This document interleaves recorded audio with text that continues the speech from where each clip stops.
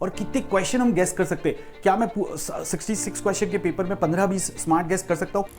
दोस्तों, कैट जैसे एग्जाम में रैंडमली गैस वर्क करने से कोई फायदा नहीं मिलता है, सिर्फ और सिर्फ आपका समय बर्बाद होता है और ज्यादातर टाइम उसमें नेगेटिव स्कोर आ जाता है। लेकिन अगर आप थोड़ा सोच समझ के गैस वर्क करो तो आप डेफिनेटली अपने स्कोर को बढ़ा सकते हो। मैं यहां पे ये बिल्कुल नहीं कह रहा हूं कि आप 80 से 99 परसेंटाइल चले जाओगे, लेकिन अगर आप थोड़ा सोच समझ के गैस वर्क करो तो आप 6 से 7 मार्क्स अपना इंक्रीज कर सकते हो, जो कि आपके परसेंटाइल में काफी अच्छा कंट्रीब्यूट कर सकते हैं। तो आज के इस वीडियो में हम डिटेल में समझेंगे कि कैसे हमें गैस वर्क करना चाहिए, कौन सी चीजों का ध्यान रखना चाहिए और कितने क्वेश्चन हम गैस कर सकते हैं। क्या मैं 66 क्वेश्चन के पेपर में 15-20 स्मार्ट गैस कर सकता हूं? The answer is no. तो कुछ इंपॉर्टेंट पॉइंट्स मैं आपको यहां पे बताने जा रहा हूं जो शायद आपको अपने स्कोर को इंक्रीज करने में मदद करेगा। छोटा सा वीडियो रहेगा तो इसको आखिरी तक जरूर से देखना और इसको लाइक और शेयर करना मत भूलना। और साथ में मुझे डेफिनेटली ये बताना कि कैसा लगा आपको ये वीडियो और क्या ये चीजें पॉसिबल है, ये भी कमेंट्स में बताना। तो चलिए शुरू करते हैं और समझ लेते हैं कि स्मार्ट गैस होता क्या है और कहां पे कर सकते हैं। ठीक है, तो guys, how to guess smartly और अलग अलग सेक्शन में हम कैसे वो अपॉर्चुनिटी आइडेंटिफाई करें।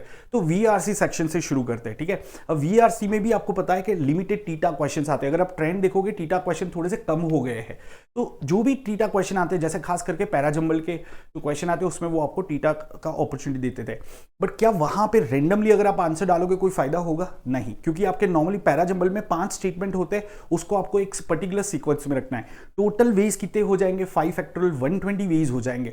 मतलब एक आंसर आप अगर रेंडमली डालोगे तो उसकी सही होने की प्रोबेबिलिटी 1/120 हो गई, विच इज क्लोज टू 0, ना के बराबर है। तो वहां पे आपको अपना समय बर्बाद नहीं करना चाहिए।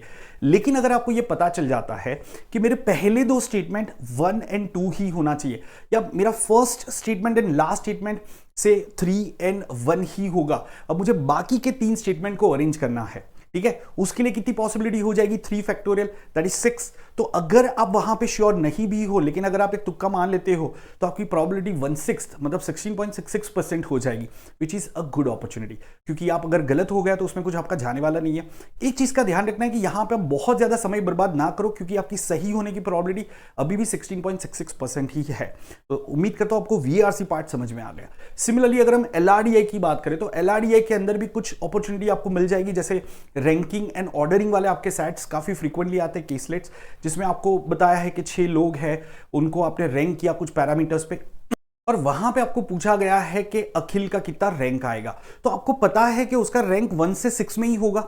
अगर आप उसमें भी, तो वहां पे अगर आप स्मार्ट गैस करते हो, वहां पे आप रेंडमली भी गैस करते हो, वो स्मार्ट गैस बन जाता है। मतलब आपने स्मार्टली क्वेश्चन को सेलेक्ट किया और वहां पे गैस किया। ठीक है, क्योंकि उसकी प्रोबेबिलिटी अभी भी 160 है, 16.66 है, राइट। अब वहां पे भी अगर आप थोड़ा सा सेट आपने रीड किया और आपको पता चला कि ये लास्ट नहीं हो सकता, फर्स्ट भी नहीं हो सकता, तो अब क्या हो गया? 6 में से 2 और पॉसिबिलिटी चली गई। अब आपको पता है कि उसका रैंक 2 से लेके 5 तक ही हो सकता है, तो आपकी सही होने की प्रोबेबिलिटी 1/4 हो गई, 25% हो गई। तो आप इस तरीके से अपनी प्रोबेबिलिटी को इंक्रीज करते हो। मैं फिर से बता रहा हूं, कोई भी सेट आया आपके सामने, जस्ट स्पेस दिखी, उधर आप कुछ लिख के आ गए, दोस्तों that doesn't make any sense unless you are able to figure out कि इसके वैल्यूज लिमिटेड वैल्यूज में से कुछ आएंगे। जैसे अगर कोई एक क्वेश्चन है, उसके अंदर आपको पता है कि हर एक चीज की प्राइस 10 के मल्टीपल में है, there are some limited possibility कि 10, 20, 30, 50, 60 इतनी ही प्राइस हो सकती है। अब आपके पास में समय नहीं है कि आप पूरा कैलकुलेट करो और उसको फिगर आउट करो, या फिर आपको ऐसा लग रहा है ये काफी चैलेंजिंग सेट होने वाला है और मैं इसको नहीं सॉल्व करना चाहता हूं, तो ऐसी क्वेश्चन उसके अंदर एक आध दो दिख जाते हैं जहां पे लिमिटेड पॉसिबिलिटी है, तो वहां पे आप स्मार्ट गेस करके आगे बढ़ सकते हो। तो अगर आप इस तरीके से काम करते हो तब वहां पे आप अपने स्कोर को मैक्सिमाइज कर सकते हो। तो मैं सजेस्ट करूंगा कि आप वीआरसी के अंदर ये करो जो क्वेश्चन मैंने बताया। सिमिलरली एलआरडीआई में किया। अब क्वांट की बात करते हैं, क्वांट में भी वही चीज है कि जहां पे आपको पता चल रहा है कि लिमिटेड कोई पॉसिबिलिटी बन रही है, जैसे कोई वेरिएबल है, उसके वैल्यूज आपको पता है 0 से लेके 5 तक आते हैं, तो आप वहां पे स्मार्ट गेस कर सकते हो।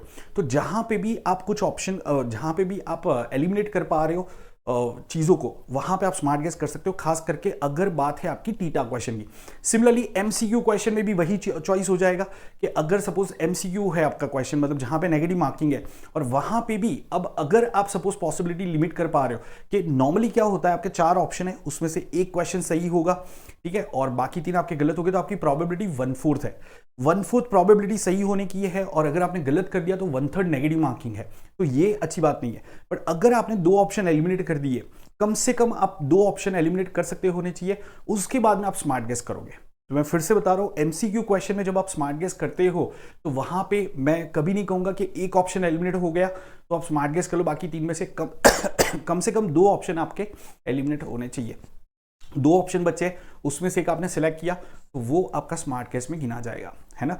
क्यों हम वहां पे 50% प्रोबेबिलिटी पे स्मार्ट गेस कर रहे हैं? क्योंकि वहां पे नेगेटिव मार्किंग है, 1/3 मतलब 33.33% का आपका नेगेटिव मार्किंग है।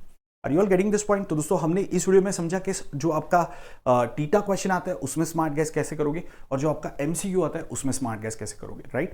अब एक आखिरी चीज मैं यहां पे बता देता हूं, do's and don'ts of this, and एक और पॉइंट कि हमें कितने स्मार्ट गैस करने चाहिए, नंबर ऑफ क्वेश्चन।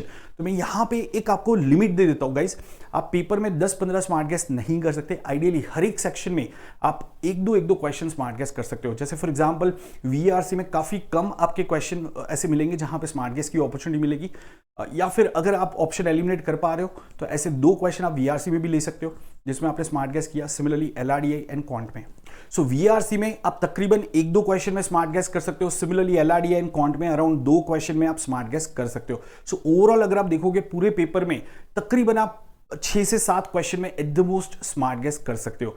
और अगर मैं मान लेता हूं कि इसके अंदर मेरे 2 से 3 क्वेश्चन भी सही हो गए, guys I can definitely have a score of positive score of around 6 marks, and this is what I was expecting कि स्मार्ट गेस से क्या मैं 6-7 मार्क्स इंक्रीज कर सकता हूं। Yes, that's Fairlie possible. तो उम्मीद करता हूं ये पार्ट आपको समझ में आ गया है।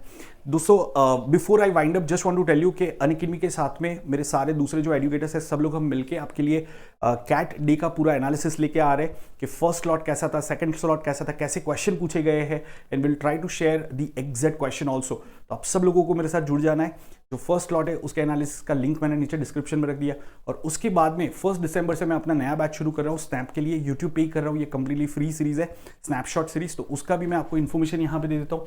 तो आप सब लोगों को वो भी ज्वाइन करना है मेरे साथ में। तो स्लॉट 1 का analysis don't miss it, and apart from that guys snapshot series जो मैं आप लोगों के लिए शुरू कर रहा हूँ 1 दिसंबर से। तो अगर आप स्नैप एग्जाम को टारगेट कर रहे हो तो इसको बिल्कुल मिस मत करना।